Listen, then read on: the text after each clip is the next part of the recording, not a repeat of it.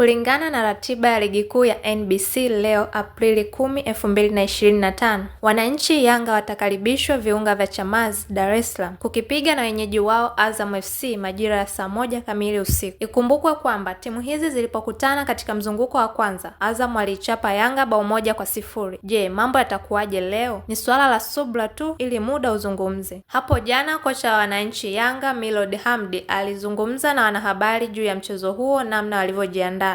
That's I think we prepare very good.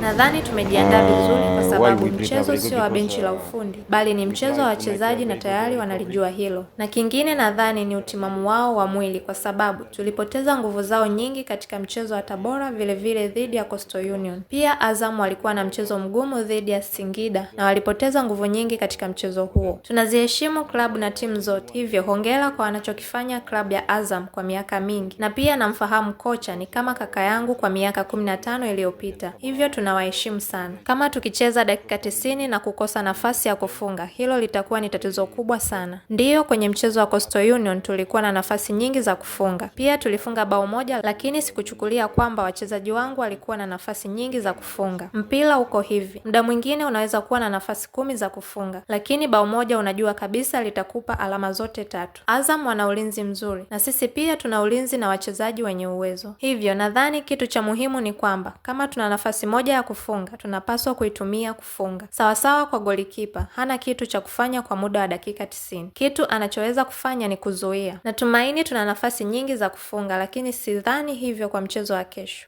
So if Yanga lose the first game, for me that's not a big problem because first they lose against one big team. Kama Yanga walipoteza mchezo wa raundi ya kwanza, hilo kwangu sio tatizo kubwa kwa sababu kwanza walipoteza dhidi ya timu kubwa, na cha pili nadhani walihitaji kushinda mchezo huo. Lakini sasa tuna mchezo mwingine wa kucheza kesho na nina hakika wachezaji hawataki kupoteza mara mbili dhidi ya timu ile ile. Nadhani watafanya kila kitu ili wasiweze kupoteza tena huu mchezo hapo kesho. Kwani wachezaji wanajua kuwa huu mchezo ni muhimu na tunapaswa kuona kilichotokea katika mchezo wa mzunguko wa kwanza. Kwani wachezaji wanajua kuwa huu mchezo ni muhimu na tunapaswa kuona kilichotokea katika mchezo wa mzunguko wa kwanza na hata mchezo dhidi ya Tabora. Lakini unaweza kuona wachezaji wanatoa majibu mazuri. Walifanya mchezo kuwa na nguvu dhidi ya Tabora na tukashinda. The first round we lose the second round also the game. So we will know, we will see tomorrow what happened,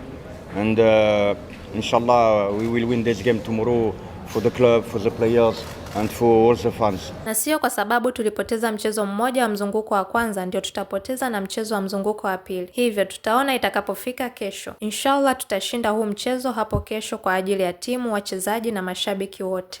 And I never see fans like Young African in my life. All the time I speak like that with the players.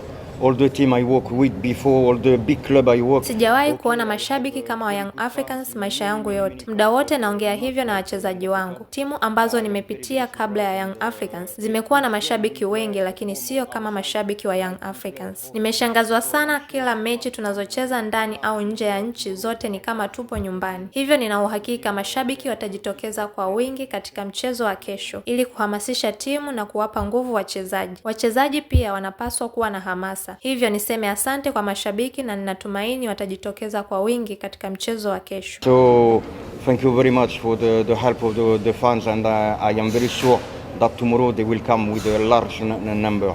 Je, mambo yataendelea kuwa hivi au yatabadilika? Mimi na wewe hatujui. Bado kuna michezo ya kutosha kwa kila timu na mchezaji kupata mafanikio. Lolote linaweza kutokea muda wowote. Naitwa Jessica Bitus, mpaka wakati mwingine. Asante kwa kuifuatilia Wakusoma Media.